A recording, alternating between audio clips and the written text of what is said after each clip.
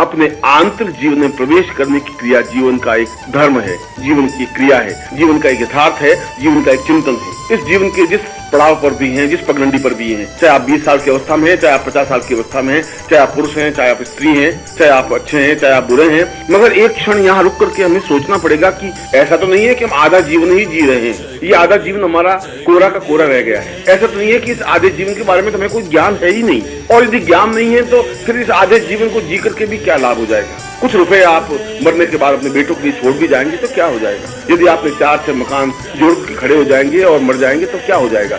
वह तो जीवन का आधा भाग हुआ। हो सकता है कि उस आधे भाग में तुम्हें कुछ सुख की अनुभूतियां हुई होगी, कुछ संतुष्टि मिली होगी, कुछ एहसास हुआ होगा कि मेरे पास संपत्ति है, मेरे पास धन है, मेरे पास वैभव है, मेरे पास विलास है।